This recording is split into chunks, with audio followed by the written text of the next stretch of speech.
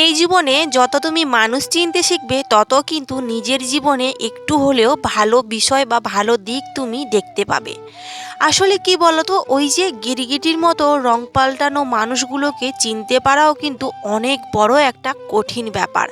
তুমি দেখবে একটা একটা মানুষ রয়েছে তোমার সামনে, তোমার সাথে এত ভালোভাবে মিশে যাবে, এত সুন্দর কথা বলবে, তুমি তাদের চিনতেই পারবে না বা বুঝতেই পারবে না যে সত্যি কি সে গিরগিটি না অন্য কিছু। কিন্তু দেখো, যখন তোমার ঠিক পিছনে যাবে না, তখন ঠিক তোমার নামে একটা বদনাম করে সে বসবেই। এরকমটা মানুষ সত্যি, তাদেরকে মানে গিরগিটি ছাড়া আর কিছুই বলা যায় না। তারা হচ্ছে দিন শেষে দেখবে ঠিকই গিরগিটির মতো রং পাল্টে ফেলবেই। আর দেখবে তারাই কিন্তু দিন শেষে অনেকটা ভালো থাকে। আর যারা সরল সাদাসিধে মানুষ, যারা এক সেকেন্ডে সবার সাথে মিশে যায়, মন খুলে কথা বলে, তারা দেখবে দিনের শেষে কিন্তু ঠকেই যায়। কারণ কি বলতো, এই দুনিয়াতে মানুষ চিনাটা না এতটাও কিন্তু সহজ ব্যাপার নয়। মানুষ চিনতে চিনতে আমরা যখন দেয়ালে আমাদের পিঠটা ঠেকে যায়, তখনই কিন্তু আমরা নিজেরা নিজেদের ভুলটা বুঝতে শিখি। আর তখনই বুঝতে শিখি যে সত্যি ওই মানুষটা কিন্তু গিরগিটির মতো সারাদিনে কতবার যে রংটা পাল্টাতে পারে, সেটা মানে অনুভবই করা যায় না। Hello everyone, good morning, welcome back to my new blog. তোমরা সবাই কেমন আছো? আশা করছি সবাই খুব ভালো আছো আর সুস্থ আছো। আমরাও বেশ ভালো আছি। আমি টুম্পা, আমার নতুন একটা ব্লগে তোমাদের সবাইকে অনেক অনেক শুভেচ্ছা ও ভালোবাসা। আজকে দিনটা হলো সোমবার, আর ঘড়ি কাটায় এখন ওই সকাল 6টা মতো বাজে। তো চলো আজকের ব্লগটা কন্টিনিউ করতে থাকো। আশা করছি আজকের ভিডিওটা তোমাদের অনেকটাই ভালো লাগবে। সকাল সকাল দেখলে তোমাদের দিদি ভাই এই যে চলে এসছে কলপাড়ে। প্রথমে কিন্তু ঘর ঝাড় দেওয়া, রান্নাঘর ক্লিন করা, গ্যাস ওভেন ক্লিন করা সবটা হয়ে গেছে। এখন কলপাড়ে এসে বাসি থালা বাসনগুলো মেজে ধুয়ে পরিষ্কার করে নিচ্ছি। ওদিকে মামাম সোনা এখনো ঘুমাচ্ছে, তো ওকে ঘুম থেকে ওঠাবো। যেহেতু আমাদের গতকালকে মানে মঙ্গলবার দিন কিন্তু আমাদের ওই যে যেহেতু ওষুধ চলছে, তো আমাদের খেউড়ি মানে নখ চুল দেওয়া হবে। সেই জন্য ভাবছি সকাল সকাল সমস্ত বাসি কাজগুলো কমপ্লিট করে নিয়ে বেশ কিছু কাচাকুচি রয়েছে, তো সেই কাচাকুচিগুলোও করে নেব। তার আগে দেখো, এই যে বাসি থালা বাসনগুলো মেজে ধুয়ে এখন দুয়ারে আমি জলটা দিয়ে নিচ্ছি। আর আজকে না ঠান্ডাটা অনেকটাই কম রয়েছে, বাট রাতের বেলাতে ভীষণ ঠান্ডা লাগে। সকালবেলাতে কিন্তু অতটা ঠান্ডা লাগে না, কিন্তু রাতে প্রচণ্ড ঠান্ডা পড়ে। আর একে হচ্ছে আমাদের টিনের বাড়ি, তো আর টিনের দেখবে চারিদিকে ফাঁক ফোকর থাকে টিনের বাড়িগুলোতে, আর ওই দিক দিয়েই কিন্তু বেশি ঠান্ডা আসে। তো যাই হোক, কলপাড় থেকে ফিরে এসে দেখো এখন আমার এই যে শখের রান্নাঘরটা এখন ভালো করে গোবর জল করে একটু লেপা মোছা করে নিচ্ছি। কারণ গতকালকের উনানেই রান্না করেছিলাম, তোমরা দেখেছো। আর রাজারানী তো উনানের ভেতরেই শুয়ে থাকে রাত্রিবেলা করে। ওদেরকে বের করে দিয়ে ছাইটা পরিষ্কার করে তারপরে কিন্তু রান্নাঘরটা ভালো করে লিপে নিচ্ছি। এই দুনিয়াতে না যত মানুষ চিনতে শিখবে, তত নিজের জীবনটাকে সুন্দর করে দেখতে পারবে। আর যত মানুষ চিনতে ভুল করবে, তত নিজের জীবনে এক এক করে বিপদ ডেকে আনবে। কারণ কি বলতো, মানুষ চেনাটা এই দুনিয়াতে অতটাও সহজ ব্যাপার নয়। দিন শেষে দেখবে যারা না গিরগিটির মতো রং পাল্টাতে পারে, তারাই কিন্তু এই দুনিয়াতে মানে সব জায়গাতে তারা ভালো হয়ে যায়। তারা মানে সারা জীবন সুখে শান্তিতে থাকতে পারে। তবে একটা কথা কি বলতো, আমরা মানুষেরা যতই আমরা খড়ি নাড়ি না কেন, একজন কিন্তু আমাদের মাথার উপরে বসে রয়েছে, তিনি হচ্ছে ঈশ্বর। আর তার পরিচালনায় কিন্তু আমরা পরিচালিত হই। সত্যি কথা বলতে, যারা যত খারাপ কাজই করুক না কেন, তুমি যতই ঠকে যাও না কেন, দিন শেষে দেখবে সেই ঠকে যাওয়া মানুষটা কিন্তু একদিন না একদিন তার জীবনে সুন্দর একটা দিন দেখতে পায়। কারণ কি বলতো, মিথ্যে কথা বলা বা পেছনে কথাগুলো মানুষগুলো কিন্তু ক্ষণিকের জন্য শান্তি পায়, তারা কিন্তু সারা জীবনের জন্য কখনো শান্তি পায় না। হয়তো ক্ষণিকের জন্য মিথ্যে কথা বলে সে তার বাড়ির সবার কাছে বা অন্য কারোর কাছে ভালো হয়ে যায়, কিন্তু দুনিয়ার সবার কাছে বা সারা জীবন ধরে বা ঈশ্বরের কাছে কখনো ভালো হওয়া যায় না। এদিকে দেখো, এই যে বেশ কয়েকটা বেডশিট তারপরে মশারি কাচাকুচি করে ওদিকে মিলে দিলাম। কারণ কি বলতো, গতকালকে তোমাদের বললাম মানে মঙ্গলবার দিন আমাদের নখ চুল দেওয়া হবে।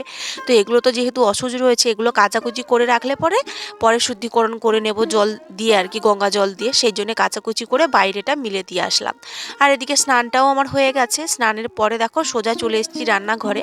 আর আজকের খাওয়ার বলতে সকালে একটু মুড়ি খেয়েছি, এর বেশি কিছু খাওয়া হয়নি। আর রান্নাটাও বসে দিয়েছি সকাল সকাল, কারণ কি বলতো আজ না একটু ব্যাংকে যাওয়ার রয়েছে। আমরা যে দলটা করি ওই দলটা আজকে রেনুয়াল করতে যাব। তোমাদের বলেছিলাম ওই দিন গেছিলাম, বাট ওই দিন হয়নি। তো মনমোহন সিং উনি মারা গেছিলেন সেই কারণেই।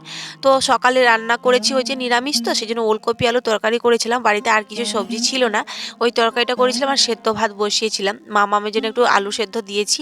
তো রান্না বান্না করে এই যে মেয়েকে নিয়ে এখন বেরিয়ে পড়েছি। এখন বাজে ওই সকালে 11টা মতো। তো মামামকে নিয়ে বেরিয়েছি, তো চলো এখন ব্যাংকের দিকে যাই, আর ব্যাংক থেকে ফিরে এসে তখন দুপুরে কি খাওয়া দাওয়া হয় তখন দেখা যাবে। ব্যাংকে তো আবার অনেক ঝামেলার কাজ থাকে জানো তো, হয়তো বাড়ি আসতে আসতে 1টা 1:30 মতো বেজে যাবে। এইমাত্র আসলাম, ব্যাংক থেকে আসলাম। এখন বাজে পুরো পাক্কা 2টো বেজে গেছে, দুপুর 2টো বাজে। এখন খাওয়া দাওয়া করবো।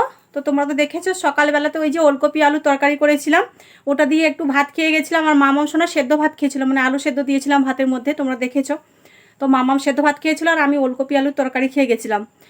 ব্যাংকে কাজ হয়েছে, বাট কিছুটা বাকি রয়েছে। ফর্ম টর্মগুলো সব কিছু নিয়ে চলে এসেছি, ওটা নেক্সট দিন মানে যে কেউ গিয়ে জমা দিয়ে আসবে, আমি তো যেতে পারবো না। আর দুপুরে খাওয়ার জন্যে ভাত তো রয়েছে, আর রান্না তো আর কিছুই করিনি, চলেই গেছিলাম। আর ওই তরকারি একটু রয়েছে। আর এত নিরামিষ খেতে না সত্যি আর পারছি না আমি, ভালোই লাগছে না। তো এই যে বাজার থেকে এনেছি একটু দই, দই প্যাকেট একটা এনেছি, ছোটো যে দই প্যাকেটগুলো হয়। আর এখানে রয়েছে মামামের 2টো বিস্কিট প্যাকেট 5 টাকারগুলো। চলো এখন দই দিয়ে ভাতটা খেয়ে নিই। আর রাজারানীকে কিন্তু ভাত দিয়ে দিয়েছি, ওরা খেয়ে নিয়েছে। বাড়িতে এসেই ওদেরকে ভাত দিলাম। আর কিছু সবজি বাজারও করেছি, তো খেয়ে নিই। খাওয়ার পরে হয়তো সন্ধেবেলা সবজিগুলো ঝুড়িতে রাখবো, তখন তোমাদের সাথে শেয়ার করবো। চলো আগে খেয়ে নিই।